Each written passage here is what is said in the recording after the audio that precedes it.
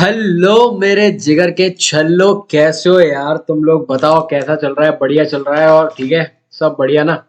तो पढ़ाई बढ़िया मस्त चल रही होगी। आई होप आपकी बहुत बढ़िया चलिए। तो हम बिना बकचोदी करे हमारा नेक्स्ट टॉपिक स्टार्ट करते हैं, ठीक है? तो हमने laws of motion series start करी थी। लॉज ऑफ मोशन में हमने सब कुछ पढ़ चुके थे। हमने मोशन देख चुके थे क्या होता है, फिर हमने मोशन के बारे में पढ़ लिया था। फिर उसके बाद मैंने आपको बताया था कि व्हाट इज एक्चुअली इनर्शिया, फिर इनर्शिया के टाइप बताए थे, inertia of rest, motion, direction.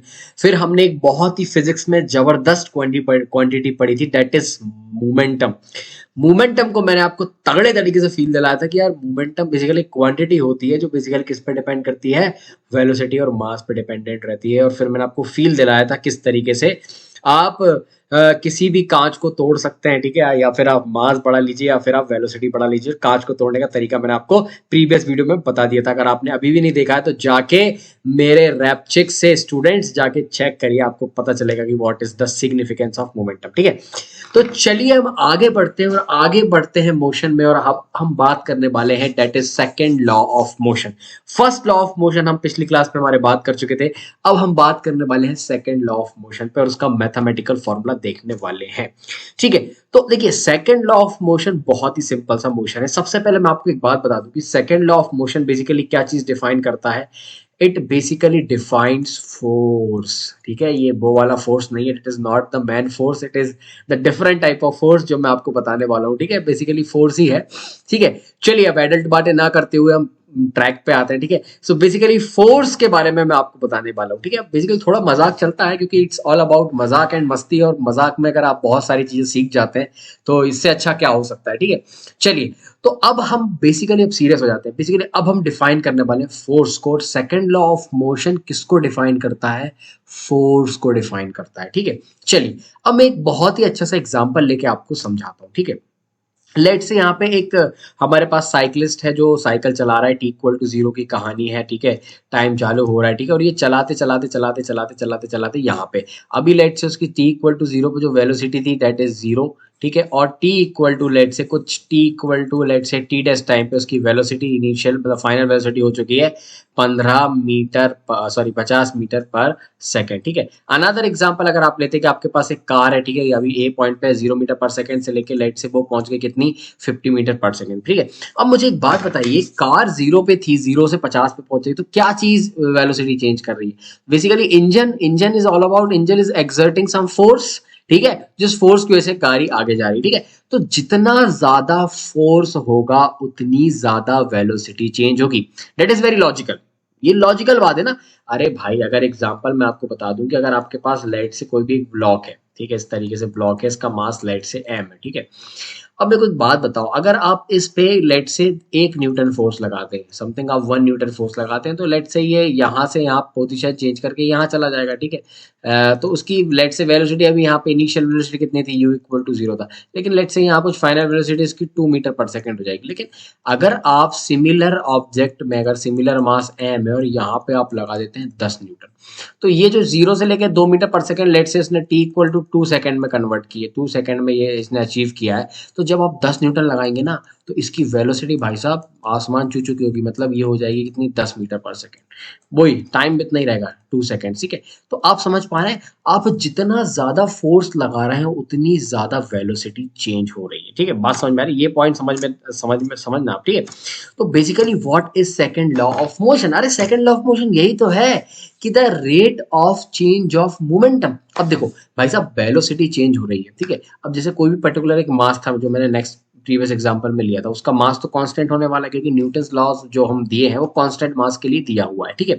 ये बात आपको समझनी पड़ेगी, ठीक है? अब जितना ज्यादा आप फोर्स लगाओगे उतनी ज्यादा वेलोसिटी चेंज होगी।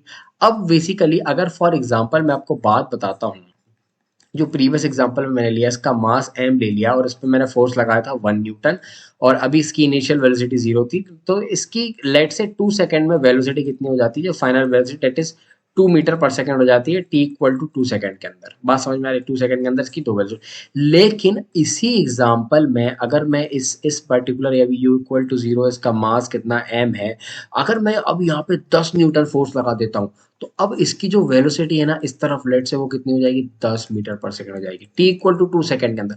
तो आप समझ रहे हो ना, जितना ज्यादा फोर्स का मैग्नीट्यूड रख रहे हो आप, क्या चीज चेंज हो रही है, वेलोसिटी इतनी तेज चेंज हो रही है। अब यहाँ पे उसके पास वेलोसिटी नहीं थी तो उसका मोमेंटम कितना था, पी इक्वल टू यहाँ पे 0 था, लेकिन यहाँ पे जो मोमेंटम है, यहाँ पे मोमेंटम कितना हो गया उसका, मास m इंटू टू, मतलब 2 इंटू एम हो गया, मतलब उसका जो मोमेंटम बेसिकली आ गया वो कितना आ गया, that is 2m is here momentum, ठीक है। लेकिन आप यहाँ की मोमेंटम की बात करो तो यहाँ मोमेंटम 0 है, यहाँ पे मोमेंटम कितना आ गया, यहाँ पे मोमेंटम आ गया उसका 10m।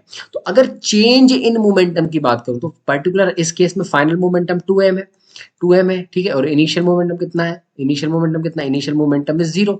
तो that is your change in momentum. जो change in momentum delta P आपके पास आ गया, डेल्टा पी आपके ऊपर वाले केस में कितना आया 2m, लेकिन नीचे वाले केस में जो मोमेंटम आया change in momentum that is 10m minus 0, तो कितना आया 10m आया।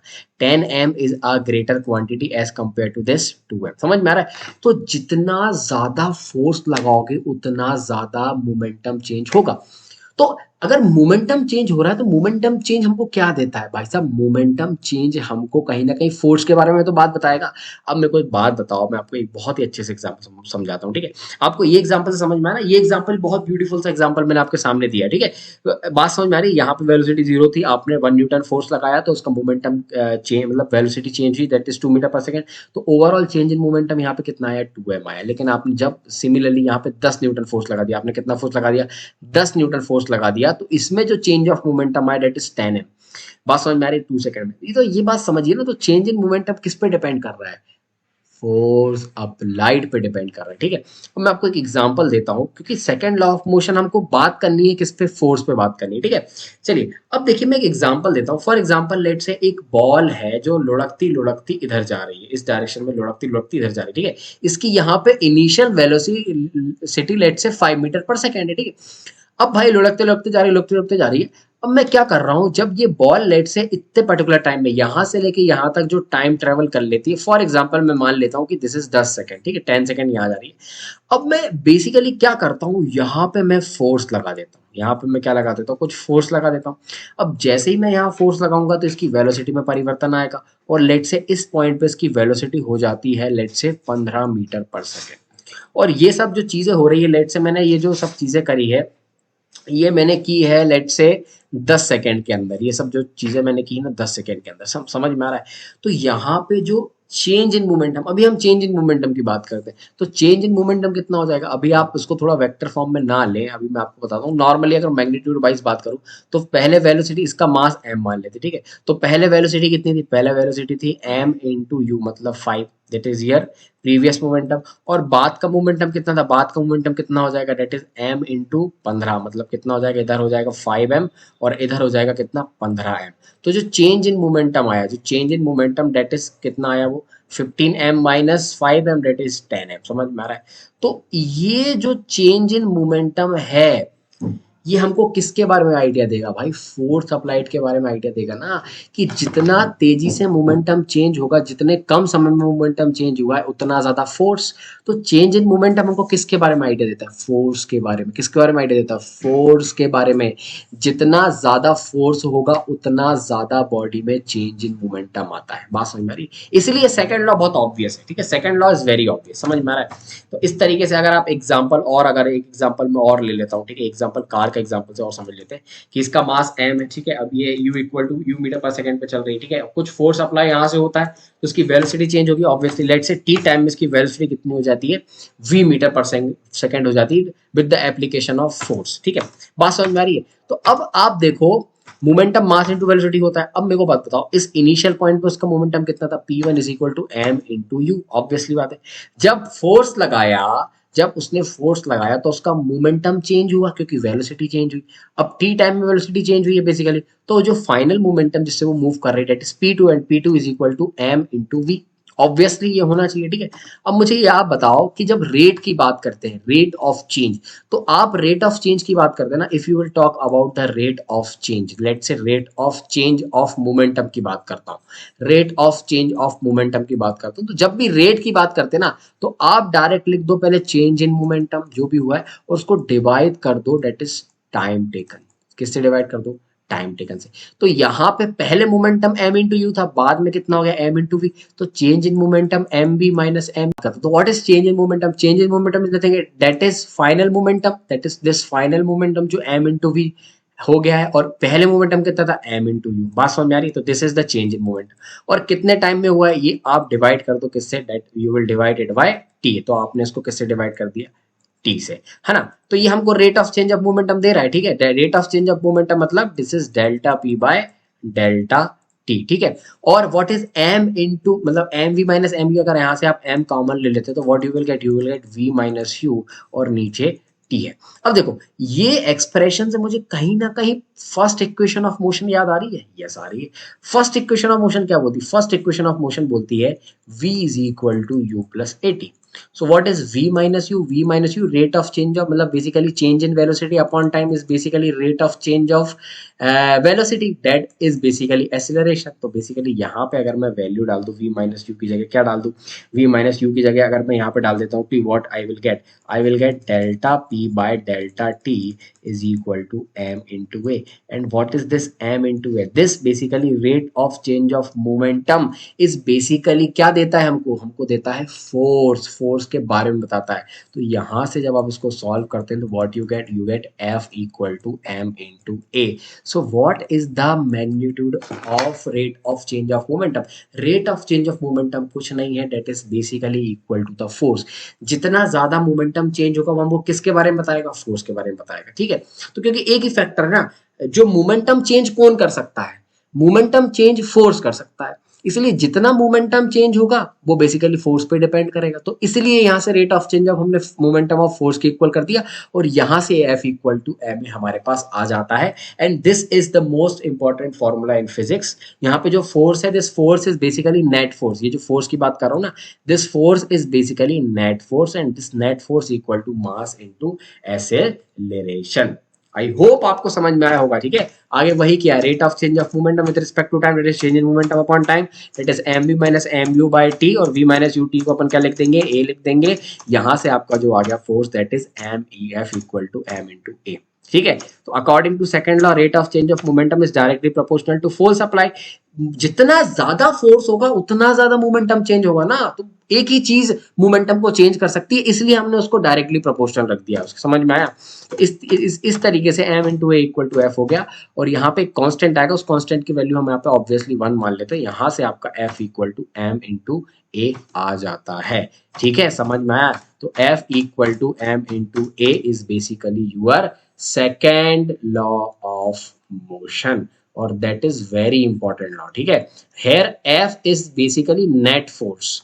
आप किसकी बात करते हैं? It is basically net force. तो F net equal to m into A, mass times acceleration, ठीक है। फोर्स की यूनिट आपको पता है, मैंने आपको बताया force is nothing, its unit is basically Newton, its unit is basically Newton, ठीक है। न्यूटन होती है, क्योंकि न्यूटन भाई ने हमको इसके बारे में बताया था, न्यूटन होती है, ठीक है। और अगर बात करूं F equal to m a होता है, मास की यूनिट कितनी होती है? मास की होती है केजी, और एक्सेलरेशन की क्या होती है? Metre per second square. तो this is all about the SI unit of force, और इसी को आप बोलते हैं न्यूटन, और न्यूटन जो है एसआई यूनिट होती है फोर्स की।